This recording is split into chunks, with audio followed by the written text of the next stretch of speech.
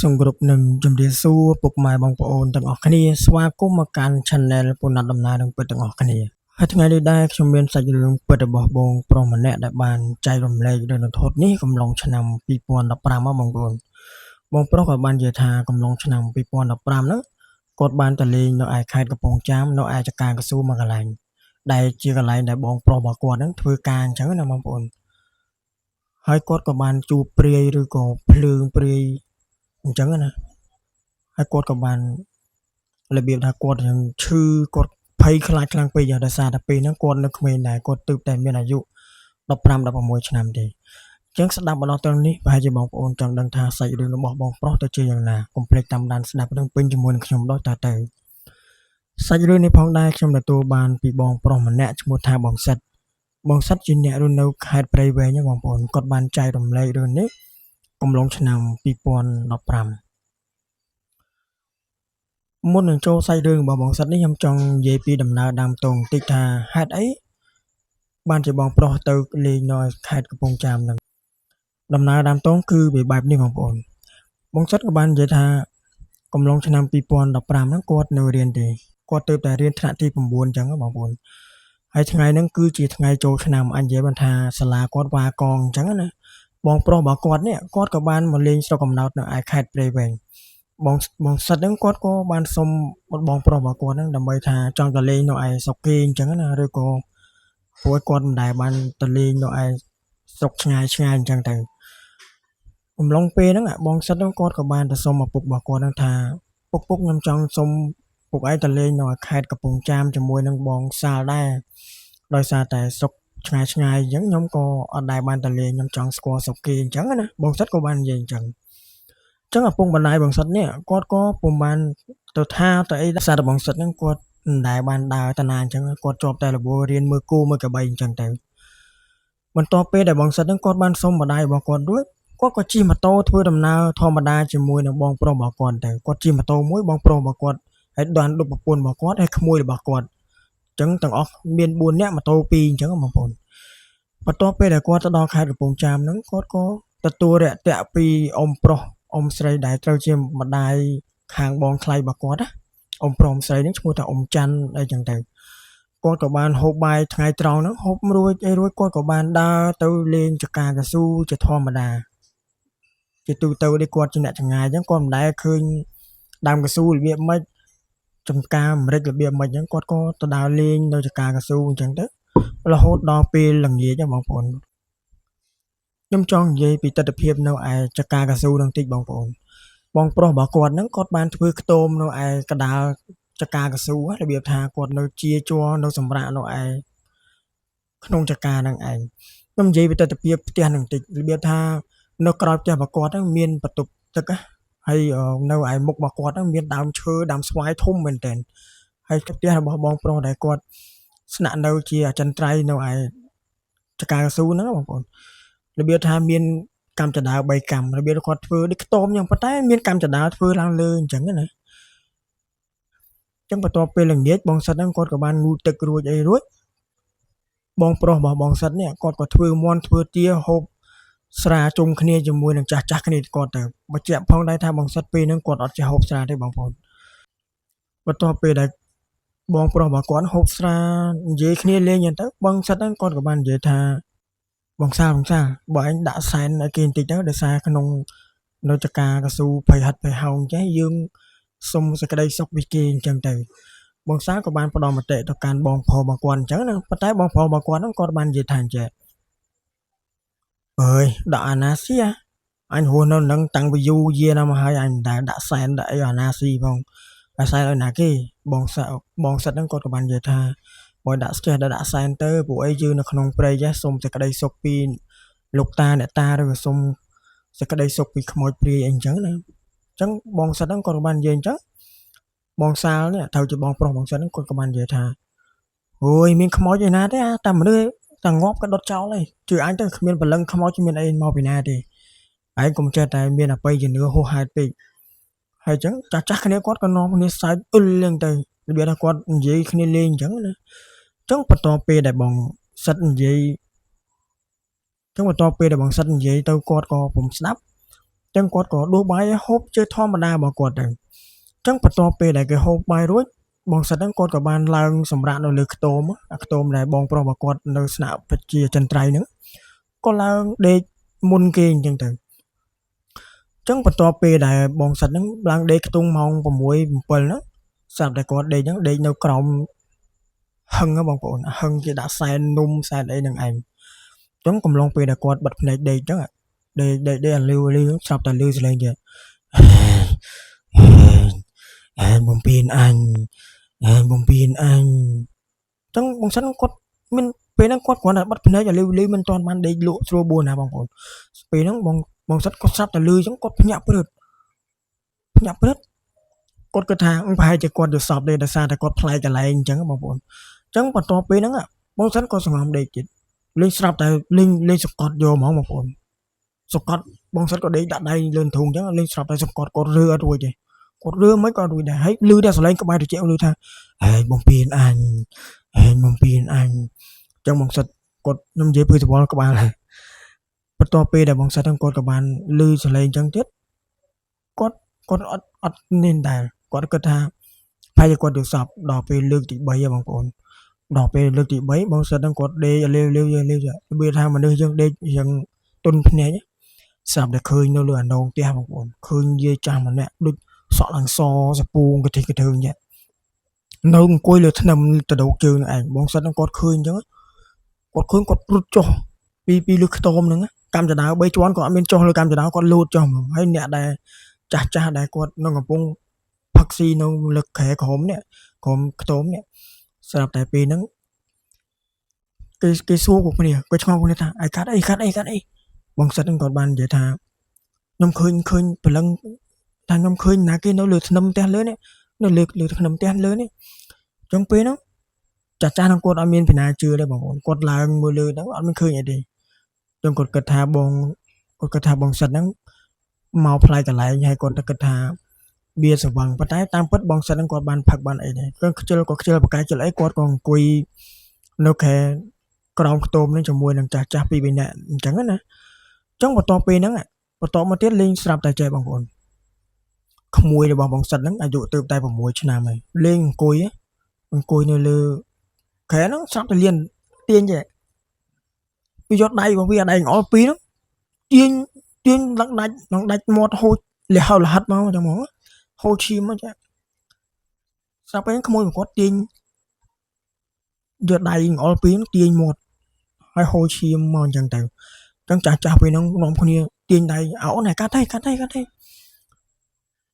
ហើយពេលហ្នឹងក្មួយរបស់គាត់និយាយថាអញឃ្លានវាថាអញឃ្លានមន់អញ្ចឹងបងប្អូនខ្ញុំនិយាយពឺសិវល់ហើយក្មួយរបស់បងប្រុសហ្នឹងគាត់ឈ្មោះថាវ៉ាន់ដុងឬចាប់ទាញមាត់ខ្លួនឯងអញ្ចឹងលេងទាញចាស់នាំគ្នាផ្អើលឈុលហ្មងគាត់ថាក្មួយរបស់គាត់ហ្នឹងមានរឿងអីមែនឬក៏ស្អីចូលអញ្ចឹងណាហើយពេលហ្នឹងម្នាក់ក៏អត់មានគិតថាមានអបិយជំនឿមានអីដែរអញ្ចឹងកំឡុងពេលហ្នឹងបងប្រុសហ្នឹងបងសិតនេះគាត់ក៏បានកាច់ក្បាលមន់មួយទៅអុជធូបនិយាយថាម្ចាស់ទឹកម្ចាស់ដីអើយបើសិនជាកូនចៅខុសមាត់ខុសកអីសូមកុំប្រកែប្រកាន់អីអញ្ចឹងបានប្រហែលជាអស់តែមួយធូបឯងក្មួយរបស់គាត់ហ្នឹងក៏លែងទាញមាត់លែងអីហើយក៏លែងយំដែរបងប្អូនចឹងមកថាអបិយជំនឿនៅក្នុងព្រៃបងប្អូនពេលខ្លះជឿឬក៏មិនជឿអាស្រ័យទៅលើបងប្អូនពិចារណាទេចឹងបន្ទាប់ពេលដែលចាស់ហ្នឹងគាត់ឈប់ផឹកឈប់អីចឹងទៅគាត់ក៏ប្របែកគ្នាទៅឯចការបស់គាត់ផ្សេងចង់បញ្ជាក់ប្រាប់បងប្អូនដែរថាចកាហ្នឹងមិនមែនមានតែបងប្រុសរបស់គាត់នៅយាមហ្នឹងទេមានចកាគេផ្សេងគេជាកស៊ូដូចគ្នាដែរអញ្ចឹងណាបងប្អូនអញ្ចឹងស្រាប់តែពេលដែលយប់ឡើងនេះបងប្រុសរបស់បងសិតហ្នឹងគាត់ក៏បានសម្រាកនៅលើខ្ទមដូចគ្នាជាមួយនឹងបងថ្លៃនិងក្មួយរបស់គាត់ហើយនឹងបងសិតហ្នឹងឯងអញ្ចឹងបន្ទាប់ពេលដែលដេកអញ្ចឹងទៅយប់ឡើងស្រាប់តែឮសលេងវាថាគេដើរជន់ស្លឹកឈើបងប្អូនក្រប់ហើយដើរជុំវិញខ្ទមអញ្ចឹងទៅហើយឮសលេងធ្ងោចហើយកំឡុងពេលហ្នឹងខ្យល់ត្រជាក់ខ្លាំងមែនទែនធម្មតាបងប្អូនខែប្រាំងចូលឆ្នាំហ្នឹងមានមិនសូវជាក្តៅមិនសូវជាមានខ្យល់មានអីប្រហែលប៉ុន្តែពេលហ្នឹងត្រជាក់ឡើងស្រុបអញ្ចឹងហើយកន្លែងជប់ដើរជុំវិញខ្ទមឮសលេង ធ្ងោហើយដើរជាន់ស្លឹកឈើក្រឹបហើយយំអញ្ចឹងទៅជួនកាលគោះអញ្ចឹងទៅ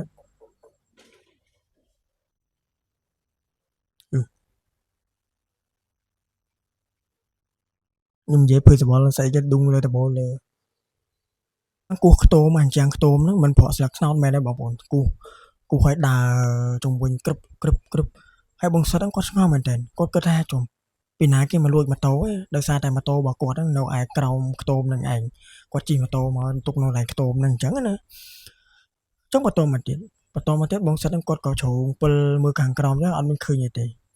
ហើយចៃដន្យពេលហ្នឹងបងសិតក្រោកមកអញ្ចឹងស្រាប់តែគាត់ឈឺពោះបាត់ជើងធំអញ្ចឹងណាបើនិយាយអត់ថាជួអាចអញ្ចឹងគាត់ក៏បានឈឺពោះអញ្ចឹងទៅគាត់ក៏បានហៅបងប្រុសរបស់គាត់ហ្នឹងថាបងសាបើជួយជូនខ្ញុំទៅទឹកតិចបានអត់ដោយសារតែខ្ញុំចុកពោះខ្លាំងមែនតើដោយសារតែគាត់អាំងមន់ដុតមន់អញ្ចឹងទៅហើយគាត់ហូបច្រើនអញ្ចឹងណាគាត់ទៅឈឺពោះអញ្ចឹងទៅអញ្ចឹងបងប្រុសរបស់គាត់ហ្នឹងក៏បានជូនរបស់គាត់នៅឯបន្ទប់ទឹករបស់គាត់នៅឯខាងក្រោយខ្ទមរបស់គាត់ក្រោយផ្ទះហ្នឹងណាអញ្ចឹងស្រាប់តែពេលគាត់ចុះពីកន្លែងខ្ទមហ្នឹងបងប្អូនគាត់ជ្រុងពិលមកមុខខ្ទមរបស់គាត់មិនមានដើមស្វាយតាំងពីដើមខ្ញុំបានបញ្ជាក់ប្រាប់បងប្អូនហ្នឹងដើមនៅមុខខ្ទមហ្នឹងមានដើមស្វាយធំមួយស្រាប់តែគាត់ប្រចាំងទៅឃើញមនុស្សស្រីម្នាក់របៀបថាឧទាហរណ៍នេះដើមស្វាយបងប្អូនគាត់ក៏អឺតឃើញមកតចេះអឺតមើលវាថាគាត់អឺតមើលតាមដើមស្វាយធំមួយហ្នឹងរបៀបថាគាត់មើលពីអ្នកបងប្អូនគាត់ក៏ជ្រងពិលទៅសក់ឡើងកធើងហើយចូលទៅបាត់ហ្មងវាថាបាំងដើមស្វាយបាត់អញ្ចឹងបងប្រុសរបស់គាត់ហ្នឹងគាត់អត់ខ្លាចទេប៉ុន្តែបងសិតហ្នឹងគាត់ឃើញហើយគាត់ភ័យស្វល់មែនតើប៉ុន្តែធម្មតាតែយើងឈឺពោះឈឺជូរអាចហើយគាត់ក៏ទៅបាត់ជើងធំជាធម្មតាចឹងកំឡុងពេលដែលគាត់កំពុងតែបាត់ជើងធំនោះស្រាប់តែឮសលេងយំទៀតណាឃ្លានឮអញ្ចឹងបងប្អូនស្រាប់តែឮដល់ពេលឮអញ្ចឹងទៅ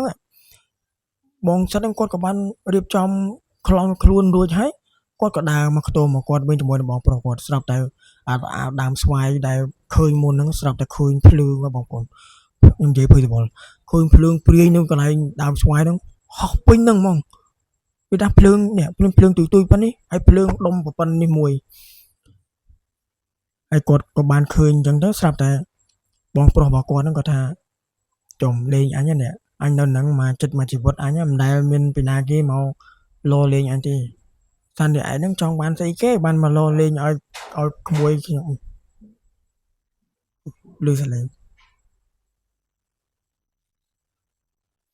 បន្ទាប់ពេលដែលបងប្រុសរបស់គាត់ឃើញអញ្ចឹងបងប្រុសរបស់គាត់អត់ខ្លាចទេប៉ុន្តែបងសិតហ្នឹងគាត់ខ្លាចដោយសារតែបងសិតហ្នឹងគាត់ទៅតែមកលេងលើកទី1ផងហើយបងប្រុសរបស់គាត់ក៏នៅនឹងយូរហើយអញ្ចឹងពេលហ្នឹងស្រាប់តែបន្ទាប់ពេលដែលឃើញភ្លើងហើយស្រាប់តែបងប្អូនហ្នឹងមិនលេងអឺតមកកន្លែងដើមស្វាយហ្នឹងមកទៀតនឹងឃើញសក់ឡើងសពងចេះមួយនិយាយភ័យស្វល់មែនទេអញ្ចឹងកំឡុងពេលដែលគាត់ឃើញបងប្រុសបាននៅបងសិតនេះគាត់ឡើងទៅលើផ្ទះកលុំភួយសងំដេកបន្ទាប់មកពេលស្អែកឡើងមកទៀតបងសិតនេះគាត់ក៏ខ្លាចពេកចឹងគាត់ក៏សុំបងសាហ្នឹងទៅឯស្នាក់នៅឯភូមិវិញបងប្អូនគាត់ក៏លែងហ៊ានមកស្នាក់នៅខ្ទមហ្នឹងវិញចឹងណាអញ្ចឹងគាត់ក៏ដប់ក្មួយរបស់គាត់ហ្នឹងទៅឯផ្ទះរបស់អ៊ំច័ន្ទដែលត្រូវជាឪពុកក្មេករបស់បងប្រុសរបស់គាត់អញ្ចឹងណាដល់ទៅពេលយប់ឡើងហ្នឹងគាត់ហូបបាយរួចគាត់មិនដេកបងប្អូនស្រាប់តែគាត់ដេកចឹងគាត់ក៏ឈឺពោះទៀតណាគាត់ចាប់ផ្ដើមចុកពោះដោយសារកាពះរបស់គាត់ក៏ពុំសូវស្រួលដែរដោយសារតែគាត់ហូបបន្លែច្រើននេះអញ្ចឹងណាហើយនិយាយទស្សនវិជ្ជាផ្ទះអ៊ំចាន់ហ្នឹងមានកម្មចដៅឡើងទៅលើអញ្ចឹងទៅហើយក្រោយផ្ទះរបស់គាត់ហ្នឹងសិតតែគុំចេកហើយវាថាគុំចេកហើយបន្ទប់ទឹកកាលពីដើមឡើយហ្នឹងបន្ទប់ទឹកនៅឯក្រោយឆ្ងាយបងប្អូនគេមិនមែនធ្វើដូចក្នុងផ្ទះដូចបច្ចុប្បន្ននេះទេបើសិនជាបច្ចុប្បន្នហ្នឹងធ្វើផ្ទះថ្មបន្ទប់ទឹកនៅក្នុងអញ្ចឹងនៅតាមទីជនបទបន្ទប់ទឹកគេធ្វើនៅឯក្រោយអញ្ចឹងមានទស្សនវិជ្ជាមានដើមចេកមានអីចឹងទៅអញ្ចឹងបងប្រុសនេះគាត់ក៏ឈឺពោះកំឡុងម៉ោងប្រហែលជា9គាត់ក៏ប្រចាំងពិលចុះពីលើផ្ទះរបស់អ៊ំចាន់ហ្នឹងគាត់ចុះមកហើយស្កែលូខ្លាំងមែនតើអញ្ចឹងគាត់ក៏ដើរទៅបន្ទប់ទឹកអញ្ចឹងទៅស្រាប់តែបត់ដៃបត់ជើងឲ្យរួចគាត់ឡើងរៀបឡើងមកវិញស្រាប់តែនៅមុខផ្ទះបងប្អូនអាមុខលបងហ្នឹងស្រាប់តែឃើញយាយម្នាក់ហ្នឹងឈរឆ្ងាញ់ហើយសក់ឡើងក៏ទ្រឹងហើយគាត់ឃើញហ្នឹងដូចទស្សនវិជ្ជាដូចជាពេលដែលសិលមិញដែលគាត់បានមកឃើញនៅឯចកាកស៊ូអញ្ចឹងមានន័យថា ព្រាយហ្នឹងមកតាមផ្ទះមកតាមបងសិតហ្នឹងហើយដោយសារតែចូលក្នុងផ្ទះអត់បានព្រាយហ្នឹងគាត់ក៏សើចពីក្រៅលបងមកបងប្អូនហើយដឹងមិនហីបងសិតហ្នឹងលែងហ៊ាននេះលែងហ៊ានទប់ស្រែកយកហ្មងហើយអ៊ំច័ន្ទចេញមកឃើញទស្សនភាពពេលហ្នឹងអ៊ំច័ន្ទចេញមកក៏សួរថាកើតអីហើយបងសិតហ្នឹងក៏បាននិយាយថាព្រាយនៅមុខផ្ទះខ្មោចមុខផ្ទះចឹងទៅអញ្ចឹងកំឡុងពេលហ្នឹងបងសិតហ្នឹងក៏ឡើងលើចឹងអ៊ំច័ន្ទថាអត់អីទេឯងឡើងដេកទៅវាគ្មានព្រាយមានអីមកពីណាទេចឹងរហូតដល់ព្រឹកឡើងបងសិតហ្នឹងគាត់របៀបថាគាត់ភ័យស្លុតខ្លាំងពេកគាត់ក្តៅខ្លួនឈឺអីចឹងណាបន្ទាប់មកទៀតបងស្រីអ៊ំច័ន្ទក៏បាននាំបងសិតហ្នឹងទៅស្រោចទឹកនៅឯវត្តក្បែរផ្ទះរបស់អ៊ំច័ន្ទហ្នឹងឯងបន្ទាប់ពេលដែលស្រោចទឹករួចពាក់ខ្សែចង្កេះពាក់អីទៅអ៊ំច័ន្ទក៏បាននិយាយថាមិនខ្លាចទេឥឡូវហ្នឹងគេក៏លែងមកហើយដែរដោយសារតែឯងហ្នឹងមានបំពេញគេអត់មាននិយាយអីខុសមាត់អត់បន្ទាប់ពីអ៊ំច័ន្ទគាត់បានសួរបងសិតហ្នឹងបងសិតហ្នឹងគាត់ក៏គិតមកសន្ទុះថាខ្ញុំអត់បាននិយាយខុសមាត់ទេហេតុអីបានជាព្រាយមកតាមខ្ញុំអញ្ចឹងបងសិតហ្នឹងគាត់ក៏គិតមកសន្ទុះថាអញ្ចឹងប្រហែលជាបងសាលគាត់និយាយខុសមាត់អញ្ចឹងពួកឯងគាត់និយាយថាគ្មានខ្មោចមានព្រាយណាទេមកចេះស៊ីរបស់មន់អីទេខ្មោចអីតែងាប់ហើយអញ្ចឹងពេលហ្នឹងបងសិតហ្នឹងគាត់ក៏នឹកឃើញគាត់ក៏បានប្រាប់ទៅអ៊ំច័ន្ទអញ្ចឹងទៅអញ្ចឹងបន្ទាប់ក្រោយមកអ៊ំច័ន្ទហ្នឹងគាត់ក៏ដឹងរឿងហេតុភេទទាំងអស់ទៅអ៊ំច័ន្ទហ្នឹងគាត់ក៏បានធ្វើមន់ធ្វើសំណែនមានបាយសបាយក្រហមឲ្យទៅដាក់សែននៅកន្លែងដើមស្វាយនៅកន្លែងចកាកស៊ូហ្នឹងបងប្អូនអញ្ចឹងពេលហ្នឹងគាត់ក៏បានដាក់សែនដាក់អីរួចអញ្ចឹងទៅបងសិតហ្នឹងគាត់ក៏បានទៅសុំខមាទោសឬក៏បាននិយាយអីដែរដោយសារតែគាត់ពុំដឹងអីចឹងណាអញ្ចឹងបន្ទាប់ពេលដែលយប់ឡើងនេះបងសិតហ្នឹងគាត់ក៏បានស្នាក់នៅផ្ទះអ៊ំច័ន្ទហ្នឹងមួយយប់ទៀតស្រាប់តែពេលហ្នឹងនាងព្រាយម្នាក់ហ្នឹងក៏បានយល់សប្តិទៅបងសិនថាគាត់ថាគាត់ក៏អរគុណហើយដែលបានដាក់សែនឲ្យគាត់ដោយសារតែគាត់រស់មកនៅនឹងគាត់មកនៅដើមស្វាយនឹងយូរហើយប៉ុន្តែគ្មានអ្នកនឹកនាអីទេបើសិនជាយើងមិនទៅប៉ះពាលគាត់គេក៏មិនប៉ះពាលយើងដែរអញ្ចឹងមានន័យថាបងប្រុសរបស់គាត់នឹងបានទៅនិយាយប៉ះពាល់គេអញ្ចឹងណាអញ្ចឹងពេលហ្នឹងគាត់ក៏ដាក់សែនអីរួចបងសិតហ្នឹងគាត់ក៏ពុំបានទៅចកាកស៊ូអីហ្នឹងទេដែរដោយសារតែគាត់ខ្លាចអញ្ចឹងបងប្អូនហើយបងសិនហ្នឹងគាត់ក៏បានមកខេត្តព្រៃវែងរបស់គាត់វិញហើយបច្ចុប្បន្ននេះបងប្រុសរបស់គាត់ហ្នឹងគាត់នៅខេត្តកំពង់ចាមហ្នឹងដែរទេក៏ប៉ុន្តែគាត់ឈប់នៅជាកស៊ូហើយដោយសារតែគាត់ធ្វើការរោងចក្រធ្វើអីអញ្ចឹងបងប្អូនហើយសាច់រឿងរបស់បងសិតគឺមានតែប៉ុណ្្នឹងឯងជាចុងក្រោយខ្ញុំសូមអរគុណពុកម៉ែបងប្អូនទាំងអស់គ្នាដែលបានទស្សនាវីដេអូនេះតាំងពីដើមរហូតដល់ចប់ហើយសង្ឃឹមថាបងប្អូនទាំងអស់គ្នានឹងជួយចុច like ឬក៏ចុចសញ្ញាកណ្ដឹងឲ្យខ្ញុំម្នាក់មួយដើម្បីឲ្យខ្ញុំនឹងមានកម្លាំងចិត្តនឹងធ្វើវីដេអូបន្តទៀតអញ្ចឹងបងប្អូនហើយសាច់រឿងទាំងអស់នេះខ្ញុំក៏មិនតម្រូវឲ្យបងប្អូនត្រូវតែជឿដែរបងប្អូនជឿដោយពិចារណាស្ដាប់ជាការកំសាន្តបានទេបងប្អូនមិនបាច់ទុកសាច់ឬក៏អញនិយាយថាអានេះនិយាយកុហកឬក៏ចេះចោះទេយើងស្ដាប់កំឡុងពេលដែលធ្វើការឬក៏បងប្អូនបើកបរធ្វើដំណើរទុកជាការកំសាន្តទៅបានដែរបងប្អូនហើយសម្រាប់ដែលបងប្អូនដែលមានសាច់រឿងចង់ចែករំលែកបងប្អូនអាចតាក់ទងមកកាន់ខ្ញុំផ្ទាល់បានឬក៏បងប្អូនមានរឿងវិបត្តិស្អីក៏អាចចែករំលែកបានដែរព្រោះខ្ញុំមាន channel 2អញ្ចឹងណា channel មួយទៀតពូណាប់ដំណើររឿងវិបត្តិអញ្ចឹងហើយដំណើរមួយនេះក៏ដំណើររឿងពិតអាចនិយាយថានិយាយរឿងខ្មោចព្រាយអញ្ចឹងទៅអញ្ចឹងអត់មានអីច្រើនទេបងប្អូនមានតែប៉ុណ្្នឹងជាចុងក្រោយអរគុណបងប្អូនទាំងអស់គ្នាជម្រាបលាបាយបាយ